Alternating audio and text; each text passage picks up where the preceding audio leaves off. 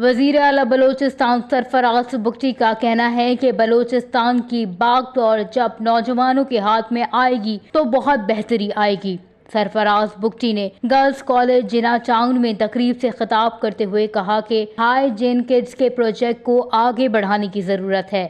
بلوچستان میں 30 لاکھ بچے اسکولوں سے باہر ہیں جو ایک بڑا چیلنج ہے۔ بلوچستان میں اساتذہ کی 16,000 اسامیاں خالی ہیں۔ سرفراز بگٹی نے کہا کہ اب تک الف سے انار اور بے سے بکری پڑھا رہے ہیں۔ کوالٹی ایجوکیشن کی ضرورت ہے۔ معیاری تعلیم تو بہت دور کی بات ہے، ہم بچوں کو اسکولوں میں لانے کا تو بندوبست کر لیں۔ بلوچستان میں 12 سال سے بند اسکول اب کھلے ہیں۔ وزیر اعلیٰ بلوچستان نے مزید کہا کہ کینیڈا میں موجود ڈاکٹر بلوچستان سے اپنی تنخواہ لے رہا ہے۔ 12 سال سے اساتذہ اور ڈاکٹرز ڈیوٹیاں نہیں دے رہے۔ بلوچستان کے پسماندہ اضلاع کی خواتین اپنا لوہا منوا رہی ہیں۔ سرفراز بگٹی نے یہ بھی کہا کہ سازش کے تحت ناراض نوجوانوں کو ریاست کے خلاف کیا جا رہا ہے۔ حکومت بچوں کو ہارورڈ اور آکسفورڈ بھجوا رہی ہے۔ ملک دشمن ان کو خود کچھ بنا رہے ہیں۔ ملازمتوں میں میرٹ پر کوئی سمجھوتہ نہیں ہوگا۔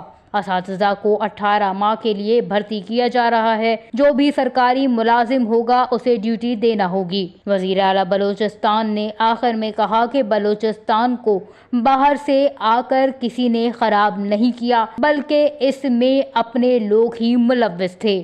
Wash news, Quetta, Balochistan.